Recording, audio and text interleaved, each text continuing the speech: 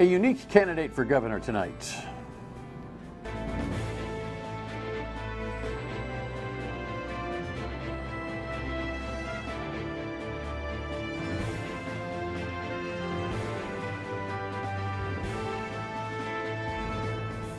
The Dan York State of Mind program is brought to you in part by Lookout Rhode Island and Takeo Comfort Solutions.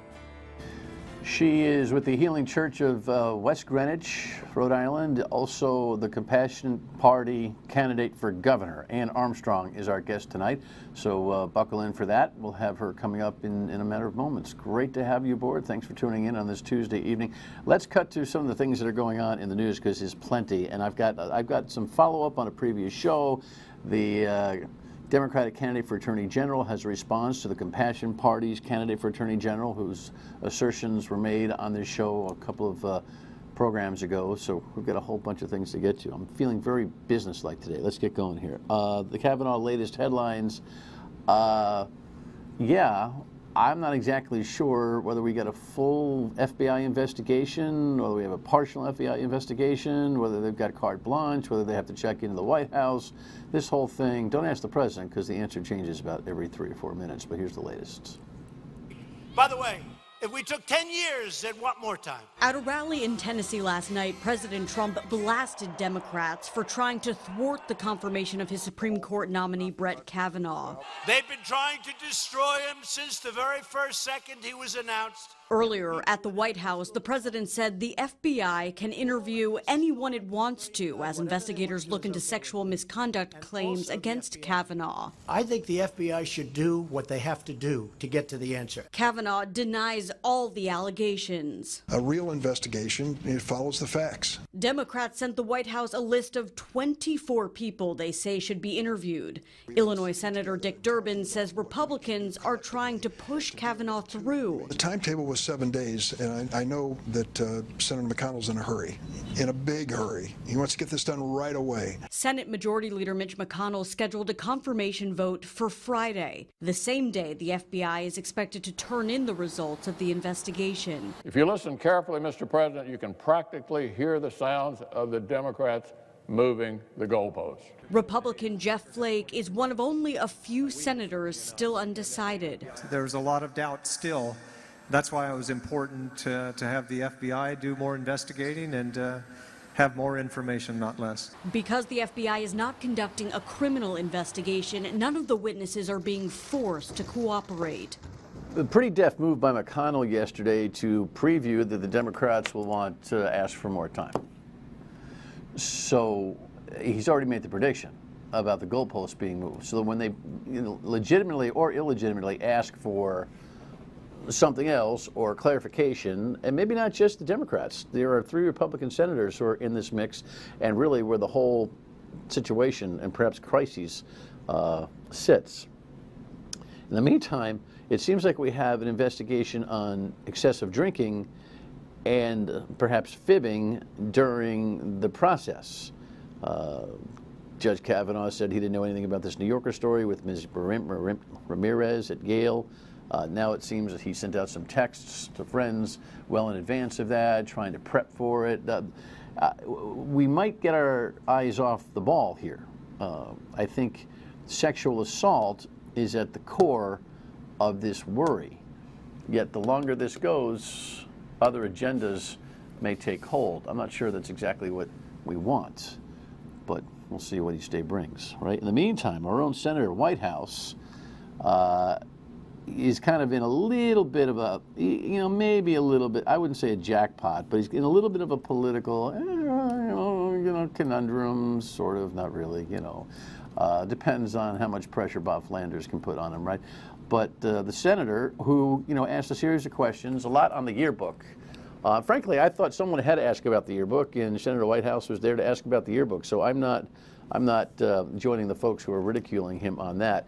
But we have this Rhode Island story that popped up over the weekend in the middle of nowhere, where this guy on Twitter, suggested that there was a boat fight with Kavanaugh and his buddy Mark Judge, and somebody reached out to Senator Whitehouse, and White House properly sent the information to the GOP, but also reportedly gave this guy a reporter's number. it never really ended up in the mainstream news from that direction. In other words, there was no scoop from that effort on the part of Senator Whitehouse, but it certainly does show that Democrats do like a couple of avenues to travel, right? The formal investigative avenue and then the repertorial angle, which adds fuel to the flame, right? Yes, yes it does. On a couple of other matters real quick, the 610 connector delay headline caught me today. I think this is a direct result. This is the contractor that's now, you know, writing legal letters to the state DOT about preparedness and lane shifts and all that kind of a thing. And while this may seem curious and worrisome, I'm actually, after reading the story, kind of hopeful that this process is going to, you know, be reviewed again. Behind schedule, sure, but we don't need another 195 debacle like we had a month ago, when even the governor was completely unaware about the problems that existed. We had 3 days of logjam that put people in not only inconvenient spots, but in danger. And then all of a sudden, overnight, they figured out a way to make it a little bit more palatable. Maybe a little bit more expensive, but palatable nonetheless. We don't need that with the 610 connector. So cross your fingers. We have to do more work on this one to find out what's happening there. In the meantime, drop the glasses, Dan. I sat on them earlier today. This is, in the gubernatorial race, kind of interesting. Governor Raimondo gets endorsement from Barack Obama. Don't get your pennies in a bundle over this. That's form.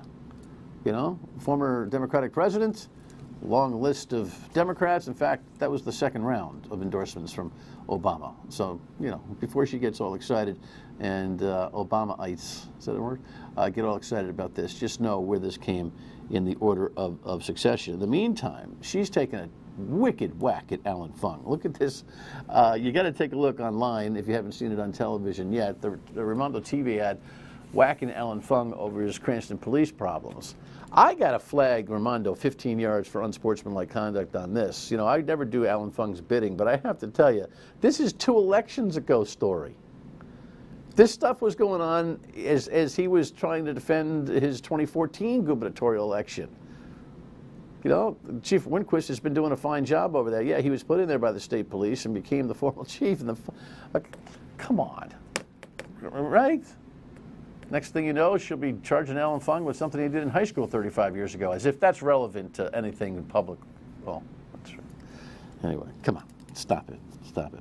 All right, follow up on a program that we had earlier. What is today? Tuesday? Last week sometime. What day was the show? Do you remember, Frank? Thank you, Anita. Friday was the show. Alan Gordon is a candidate for Attorney General with the Compassion Party, same party that our guest coming up belongs to. And he made a kind of an out of the blue assertion that kind of caught me off guard about a conflict of interest he suggests exists with Peter Nerona, the former U.S. attorney and candidate for Attorney General. Odds-on favorite, no doubt. There's no Republican opposition, and Mr. Gordon is no doubt a peripheral candidate here. Nonetheless, he said this. Nerona was counsel in that, which means he has an ongoing duty to the federal government not to discuss the matter. And he is got a massive conflict of interest as the U.S. government's counsel in the matter. They can't then go represent Rhode Island in the same matter. And so you'll see in this mess with Pat Morgan. He's no longer the U.S. attorney. The duty is ongoing. A conflict of interest is a conflict of interest. You actually can't go and represent another side and say, oh, I'm no longer working for them. Now, I'm not sure what Mr. Gordon's credentials are to offer that legal analysis, but we always respect the assertions that are made here and check on them. So we went straight to the former U.S. attorney and attorney general candidate for a response. And he gave me lengthy, I mean, this is a lengthy response just to this, but he talks about the travel of the case. Remember, Google was involved in opioid prescription stuff, and there were multiple agencies that went after them and got a big, big settlement because they were like, no mas. Okay, we made some really bad mistakes here. Let me just play the, or let you read along with me the last few paragraphs of the statement from Peter Nerona. Should I be elected elected Attorney General, there's no conceivable conflict that could arise because of my involvement in the Google case while I was United States Attorney. The Rhode Island Attorney General's office and the federal government are not in an adversarial relationship regarding the Google funds. To the extent any funds allocated to the Attorney General's office remain or were to remain once I took office, it would continue to review, the agreement would continue to review requests for disbursements from the office according to its rules and procedures. There is no ethical conflict there, nor any possibility of one. To state otherwise is fantasy. Legal or legitimate conflicts can arise when an attorney represents a party to litigation and sometime later represents an opposite party in the same litigation. The opposing parties in the Google case were the U.S. and Google. I represented the U.S. and was proud and privileged to work with a tremendous team in doing so. Had I stepped down as U.S. Attorney while the Google matter was ongoing and then represented Google in the same matter, that would be a conflict. That never happened. The Google matter is resolved. I've never represented Google nor any other private client during the past 20 years. There's nothing that prevents me from representing the people of Rhode Island to the best of my ability. It would be my enormous privilege to serve as Attorney General. So that is the response to that. When we come back, the candidate for governor from the Compassion Party. Stay with us.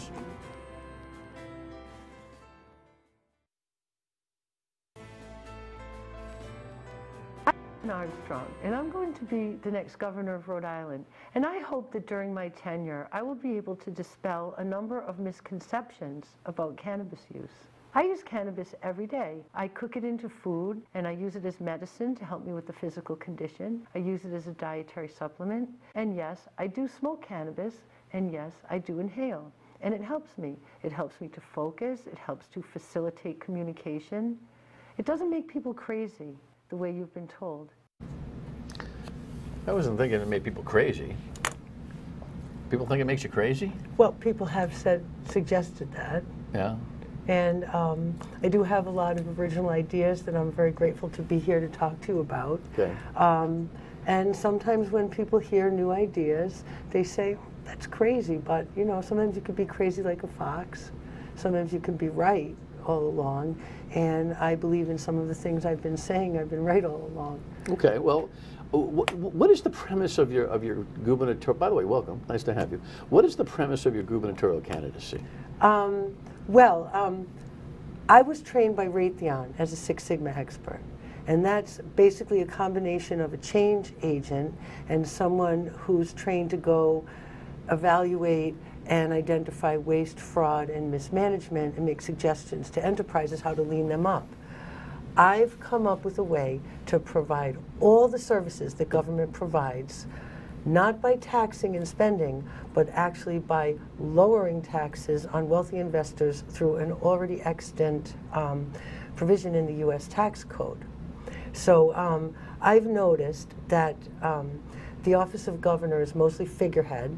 You have very little authority, and you stand out there and people throw stuff at you and blame you for everything. It's kind of like being a mom, which is my other job. But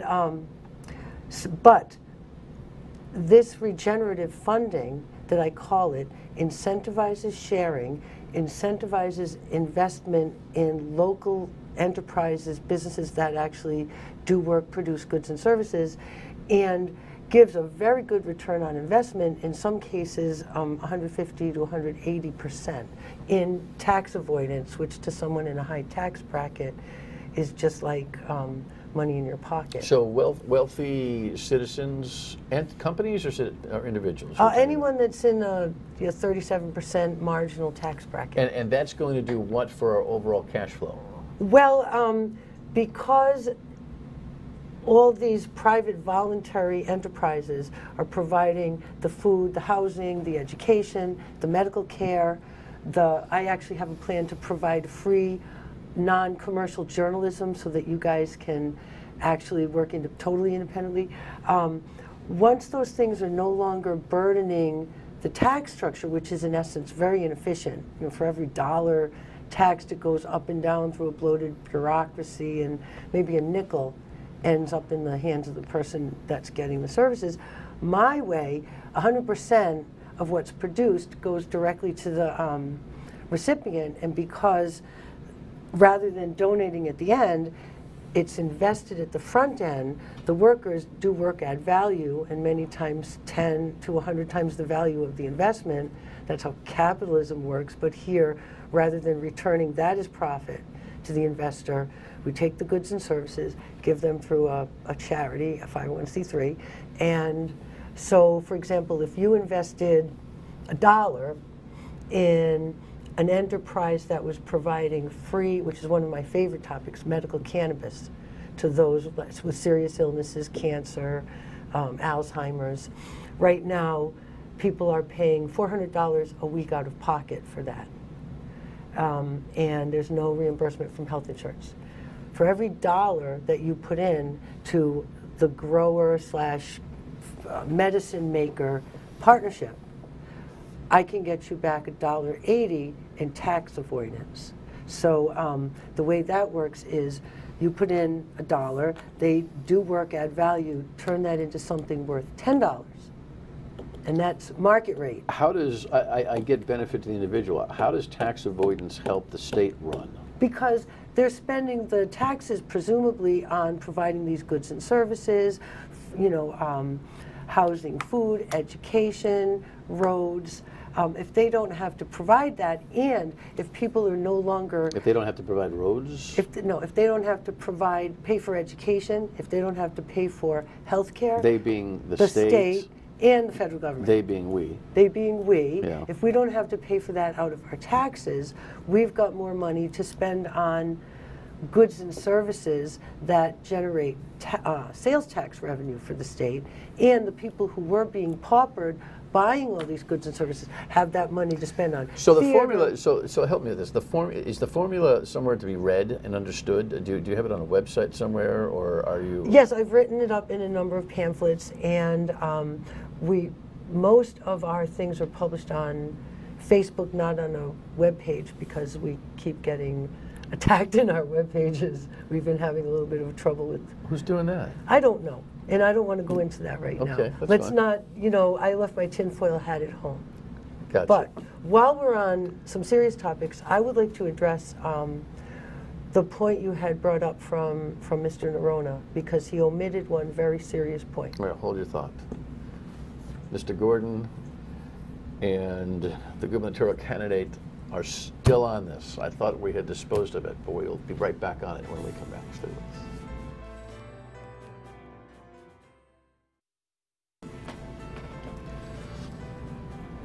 There's no doubt that Ann is a fascinating person, and I would rather talk some gubernatorial issues, but if you want to dig back into something that is bugging you, go ahead. What's bugging you about the first segment?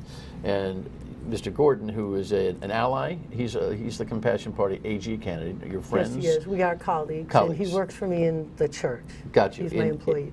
In the Healing Church of West Greenwich. Of Rhode Island. INRI. Of Rhode Island. Yes. INRI. Okay, got you.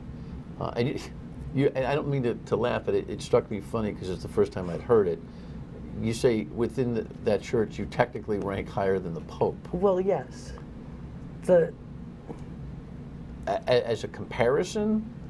My official title is Deaconess in Mome, and the Mome outranks the Pope, has more, authority and power, and represents the trunk. This is a combo Hebrew. This is a combo Hebrew Catholic type of thing. If you know, in the order of grace, the Hebrew people, the Jews, are the roots. Sure. And the Hebrew Catholic, just check the Old Testament on that. They were all Jews in the first several hundred years of popes. Sure. And the Roman branch, Ukrainian Catholic, all derive off through us. Gotcha. So that's just the way it works. It's like a tree.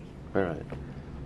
Does the Pope know you think you outrank him? Oh yeah, I have in writing from him recognition that they're still in communion with us. Thank God. Okay. They're going through a very rough pruning right now, and it's time. Well, it's been tough. It's time. Yeah, Bishop was here last Yeah. few weeks. All right, well, so your option, pass or play. I got about 4 or 5 minutes left in the segment. What is it that you want to say about the Attorney General's conflict of interest on the Google settlement? Very quickly. I should say the former U.S. Attorney running for Attorney General, Peter Nerona. Oh, right. It's very true that he and Attorney General Peter Kilmartin were on the same side in that agreement. But I'd like to point out that there were never any charges brought. It was never brought before a grand jury. There were never civil charges brought. This was a private arrangement, never signed off on by a judge, for Google for somehow to hand over $500 million of money that then Peter Kilmartin went and wrote special non-disclosure rules for himself, so he doesn't have to tell what they are. Now, Jeff Sessions mentioned that. Remember, every expenditure has got to be approved through the federal government. No, this was not signed off, and Jeff Sessions mentioned it specifically during his confirmation hearings as an example of something that right now is under federal investigation. Ever since Mr. What is under federal investigation? That Google arrangement, the relationship between that and the Sackler family setting up a secret opiate factory in Coventry, Rhode Island. Just careful, don't send me to a place that I'm not prepared to react to. Mentioning families and specific addresses, and then the show gets blown up, and I got lawyers involved. Rhodes Pharma. I'll just say those companies. Gotcha. So why don't we do this? Give me an executive summary in 30 seconds as to what your argument is with Peter Neronha and what you want him to do. Well, now the federal government is investigating that settlement. He can neither... What branch of the federal government? The Justice Department. Okay. He can neither defend himself or defend the state because, in essence, they're co-conspirators. Yeah, I have to just punt. I'm punting. I think the best thing to do is have Mr. Gordon and Mr. Neronha dialogue in public on the topic and get to the bottom of it, because that one thing is, should the state of Rhode Island be investigated by the Justice Department for malfeasance in that deal? How can Peter Neronha either represent the state or investigate the state? Right. Well, that's a new assertion, this malfeasance that didn't come up in the... That was in the paper, Alan. Well, it certainly didn't come up in the conversation. All right. Well, let's go on to a new topic then. So you know, we'll offer Mr. Neronha a chance to talk with Mr. Gordon about that if that's... All right. In summary, people should consider you for governor for the state of Rhode Island for what specific reason? Because once we've cleaned up all the corruption and drained the swamp locally, or rather put in proper septic system and restore the wetlands, my regenerative funding model is going to lead us into new abundance because it incentivizes sharing, and we really do all have more when we share with each other. And the work that I've done with, well, I should probably leave it at that. I could go on for another 20 minutes. All right, but I'm sure you could. So I have 20 seconds. People will tie what short concept to your candidacy? We all have more when we share, and compassion provides abundance. And you will provide compassion and thus abundance as governor of the state. That's right. All right.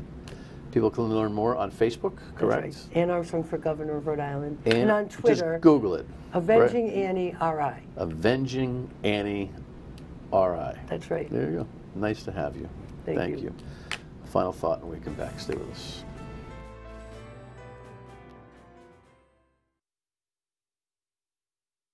Okay. You know what the great thing is about this country and the First Amendment?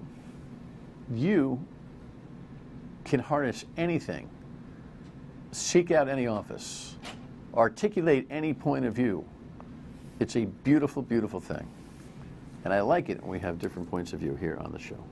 As far as following up with the Attorney General, his option, I should say the former U.S. Attorney and Attorney General Peter Neronha, his option, pass or play. We shall see. We'll see you on the radio tomorrow at 3. Professor Camerano from PC and all going on in Washington on tomorrow night's television show. See ya.